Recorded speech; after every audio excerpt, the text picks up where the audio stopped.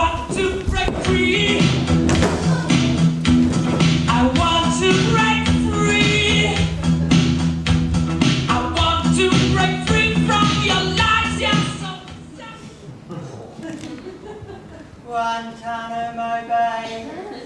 Hey boy in Guantanamo Bay.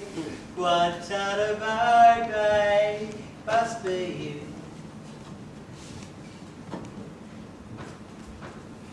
I think I've been here before. That razor wire looks familiar. But it looked different from the other side.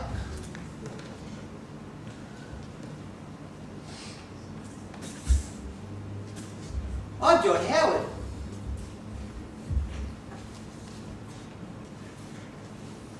I'm John Howard. Well, I learned it. Would you like to join us in a game of cards? Yes, thanks. So, how are you finding it?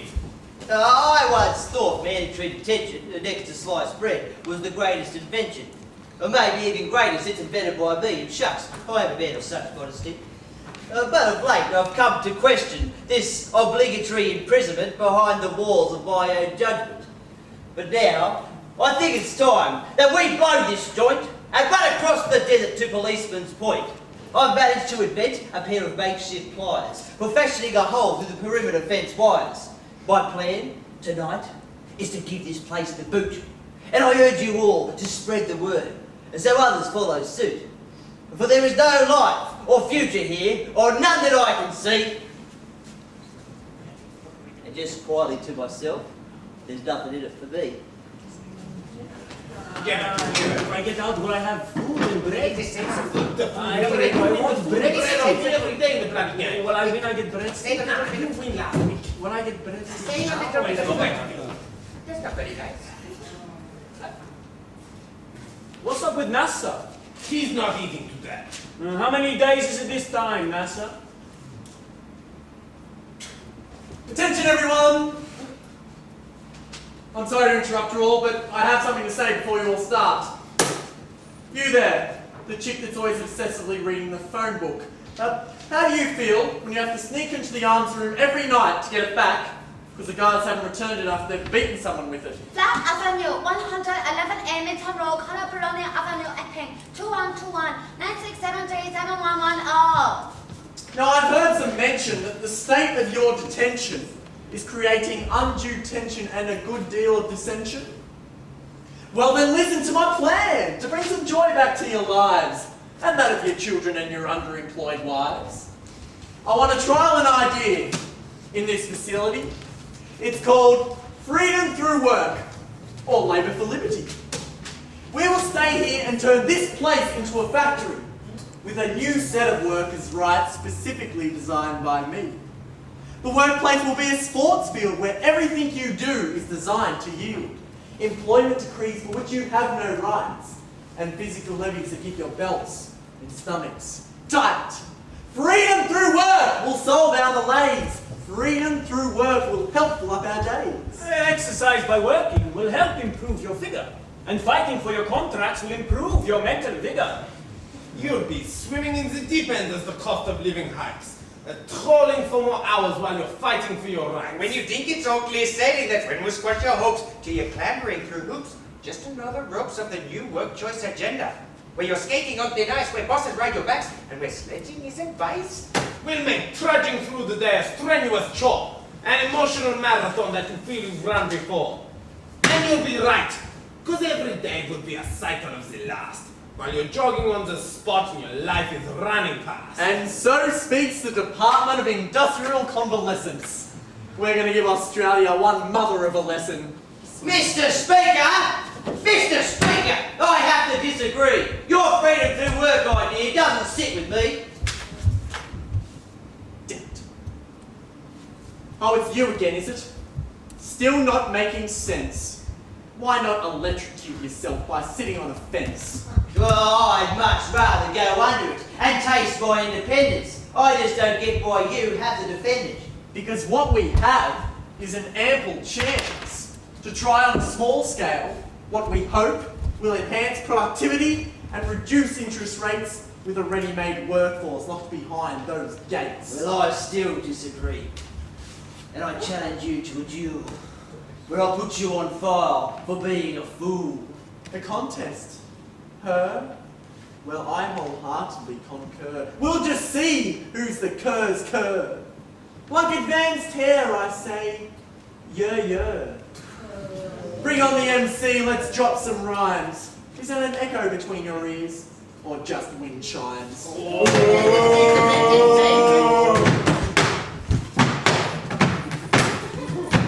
the MC from 8 Mile Creek. Y'all ready to hear the police speak? Said y'all ready to hear the police speak?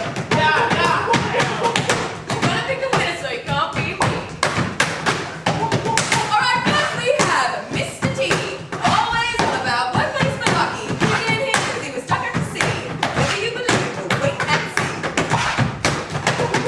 In the other corner is the man Big John, a man who's never admitted he's wrong. He wants out here because this place knows that for himself, nobody knows. Okay, fellas, you know the game. The crowd gets the winner by shouting your name. Don't get 2 minutes to do your thing. Without further ado, let's game. My name is Mr. D, I'm the king of policy, I spread international relations all around the nation, but now I have to deal with what? I'm gonna do it myself. Once I find out the bugs, I'll make you all work hard for your drugs. Work to your mother.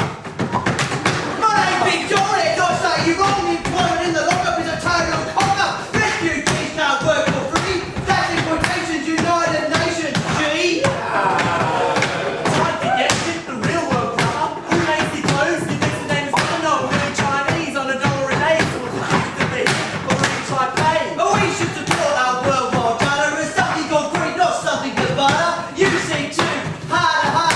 Let the people go like Moses, you know. I'm sick to death of getting hard. The way to succeed is to work hard. It doesn't matter if you're equal or loose or stuck behind. You're in a river. You see people, the man's lost the plot. That's all, fellas. We're gonna stop. Now we're gonna ask the crowd who's the cream in the crop. So if you like Mr. T, throw your hands in the air and say, whoopee! Oh, we can see you wrecked out bad. Better hope Big John made them mad. Tell me, crowd, what about Big John? Who's the winner of this song? Mr. T, got his bum kicked. Nothing wrong, he's fully sick. He's the real winners of the refugee. The winner's prize, if you please, an old pair of belt-done shades. That's all for me with the light green.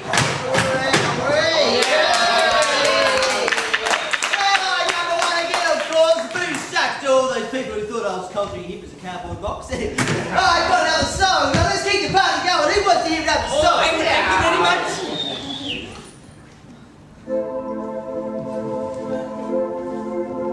Everybody, yeah, rock your body.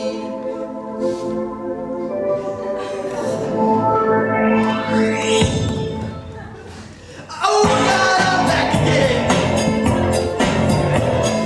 Brothers, sisters, everybody sing. I'm gonna bring you flavor, gonna show you. Now I'm lost. Oh yes, indeed.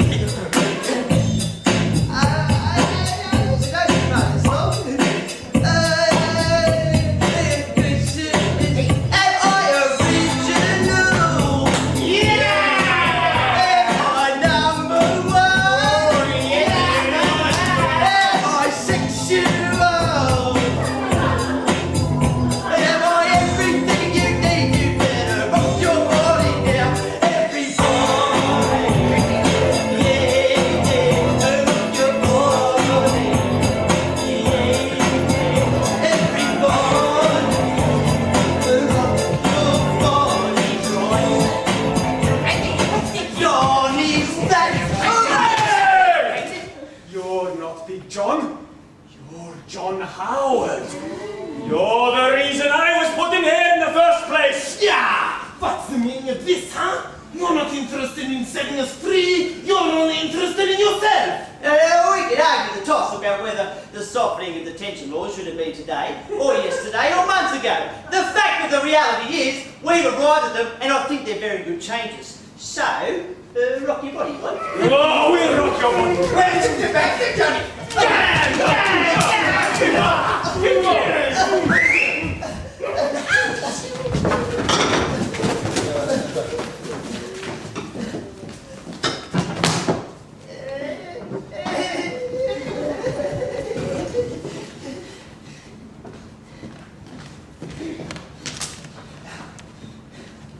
I'm the Minister for Immigration, and who do you think you two are then?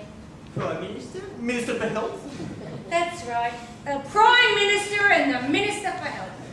And what sort of an example do you think this sets on migration policy to have you like running around doing rap songs in a detention centre? Well, aren't you going to say sorry? Being Prime Minister means you never have to say sorry. This is supposed to be a house of sobriety where illegal aliens and boat people come to get a dressing down before we ship them off to Norway in prison.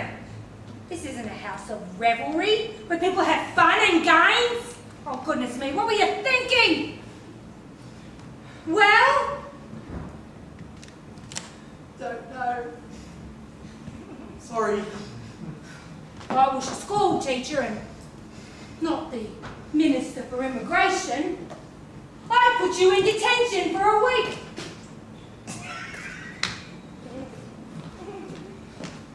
Hang on! You already are! Laugh! I made a joke! So, what are we going to do with you two then? Can we go now? No! See, no one knows you're in here. As far as the rest of Australia is concerned, you've been kidnapped by North Korean frogmen. Well, what about those other prisoners who recognise John? Oh, they'll be taken care of. They'll be taken care of just fine. No! No one knows you're in here. Neither of you have passports. And these forms say you have to go to Norway. We can't loosen our policies on border security. What was that thing you were saying, Johnny? We are unwilling to have the integrity of our border controls compromised. Well, in your absence, how could I do anything but follow the fine example you've left me to inherit? You must be deported! No,